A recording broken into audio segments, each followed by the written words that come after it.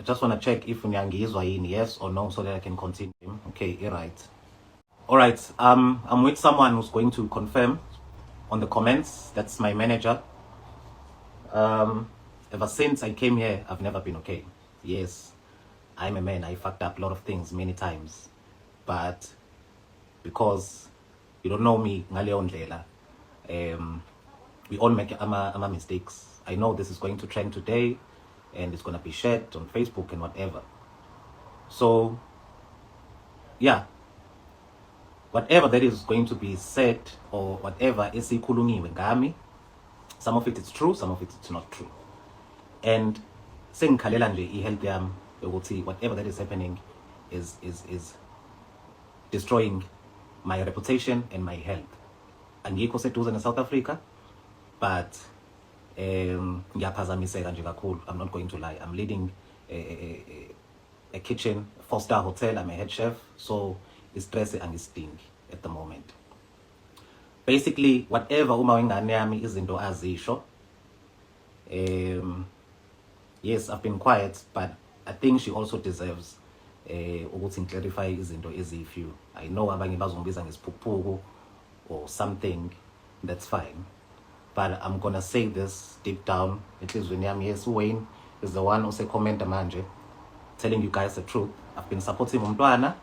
I've been there. Yes, I did fucked up uma wengane yami ngazenza izinto wrongi. But in life you move on and stuff. Yes, I did fuck up, and honestly, I'm the one who was wrong. I'm not a public figure. Only Vuyokazi is a public figure. So guys, whatever that is, it has been said before previously, okunye it was true, okunye it was not true. So ngiyacela ke ukuthi I hope naye uma wengane yami uma ka-Atho will find indlela eyokungixolela one day. Yabo. So bekuyilokho nje bengicela ukuthi whatever that is happening iyangidestroya, iyangidamage, and ngicine ngingasakwazi nokufocusa kahle. And I've been admitted esibhedlela, ngiphuma ngena. People that cares about me bayafika bazongichecka ukuthi ngiright yini and stuff. So guys, ngiyamcela, this is becoming too much. It's becoming too much. Ngicela ukuthi naye mawukuthi uyayibuka le video le uzobona ukuthi yes, deep down I'm sorry, and I still want to do izinto right for umntanami. And ngeke uze kubuyeke kahle ukuthi umntwana uyakhula ubuka lezi zinto lezi ebezenzeka, even worse ingane yentombazana. So guys, abanye they might find this funny, but it's not funny anymore. Ayisahlekisi. Ngikhuluma nami ngiyazehlisa. I'm a man. Sengilwela ukuthi isithunzi sami asibuye. So I'm begging you guys, whatever that is happening, it's iyangilimaza kakhulu, iyangilimaza, and I hate doing my lives. I hate sharing my private life nokuthi what's happening. So yeah, I know if only I'm based on network and stuff. So it's fine, you can say I'm dramatic and whatever. I'm not like that. Well, I don't have to prove to everyone or to anyone ukuthi I'm this kind of a person.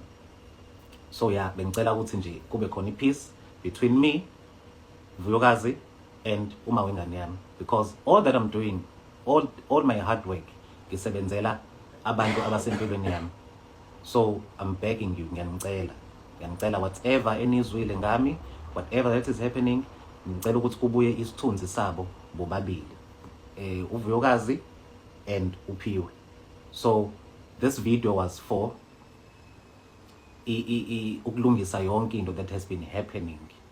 Ezinye izinto they are true, ezinye izinto azilona iqiniso. So guys, I'm really sorry to everyone, including abantu abasempilweni yami. And she's doing a great job ngokukhulisela umntwana, of which ngiya appreciate lokho. Na uVuyokazi empilweni yami, she's doing a great job by being empilweni yami. After yonke into esikhulunyiwe, some of the things ziqiniso, ezinye futhi zamanga. But ngeke futhi ngibuye la and explain myself each and every time, because I'm not a public figure. Thank you so much. I hope one day siyohlangana. Guys, nizivele ke nani ngumyeni kaVuyokazi Nciweni ke lowo uXolani Sabelo use-UK ungenile ke kwi-live the first time wachaza ke uba ukunye nemanager yakhe but ke yona ke ayizovela kodwa ke ulapha ecam kwakhe and uzawumane ebhala mhlawumbi nakwi-comments I guess noba ke uzama ubonisa uba serious kwale nto mhlawumbi ude wachaza nasemsebenzini le nto yotrenda kwakhe watsho echaza ke njengoba nimvanani uba it's affecting him mentally. Uthi sesuka noba ayolala ezibhedlele ade ayobonwa nangabantu so ngoku secela bakhe kuyekwe yonke le nto yenzekayo for the sake of impilo yakhe. Uthi impilo yakhe ayikho right and then ke ngoku watsho ethetha ke nangomama umntanakhe uba umntana uthi uyamsupporta nantsi imanager yakhe lingqina lakhe. Aphinde ke ngoku athi uyacela uxolo ke kuzinto ozenzileyo kumama umntana andandobucelela mhlawumbi child support okanye ucela mhlawumbi ukuba wathatha uVuyokazi okanye andiyazi akacacisi.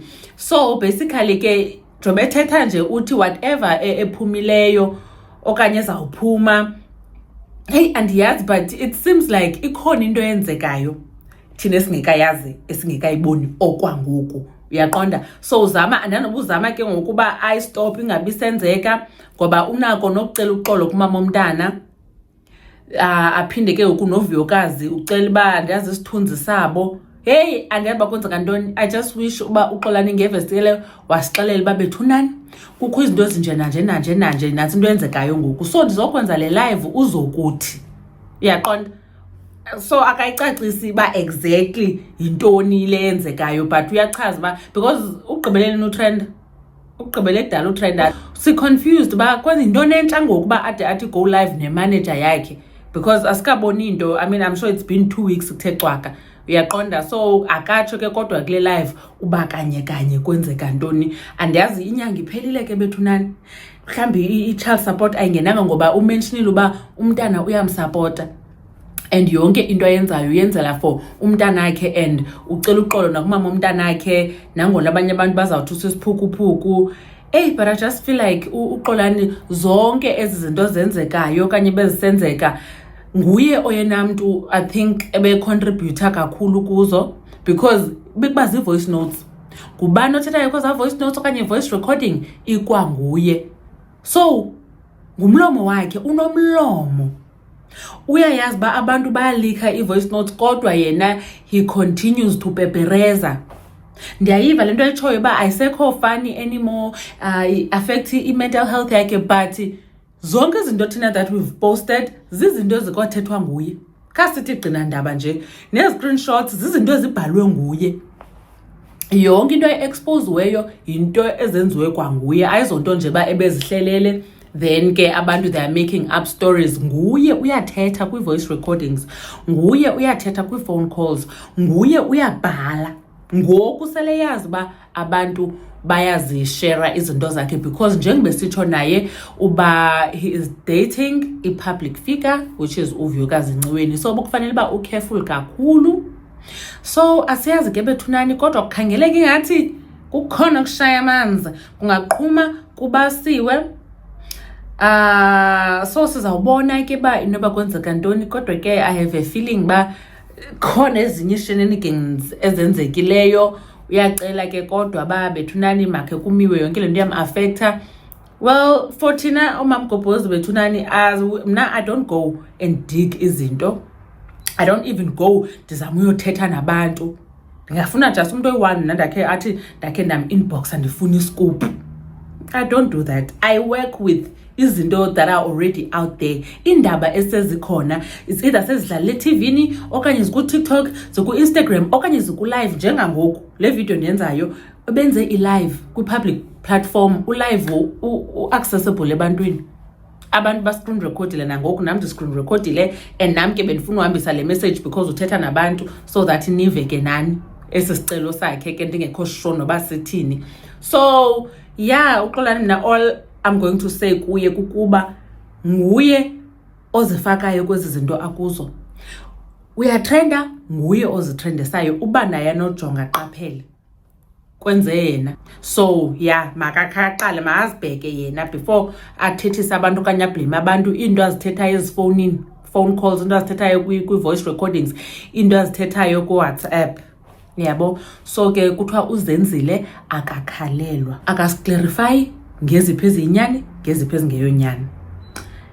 Asiyazi ke, but anyways abanye ke bebebhala pha under la live ba akanidi ube ecacisa izinto. I felt like ucacisa kuba mhlawumbi noba uyayazeni uba ikhona into eyenzekayo ezamphoqa bafuneka ecacisile, okanye xa se iphumile loo nto izawuphuma akazukwazi uphinda abuye acacise, xa funeka sibambelele thina kule live ayenzileyo. Hey, sawubona ke bethunani uba iyawuzala nkomoni, kodwa into endizayithetha mna, hey, wazifaka uvuyokazi, wazifaka. Inkosi kakhulu ke ngothi nibukele le video. Umamgobhozi uyanibona kwivideo elandelayo. Bye.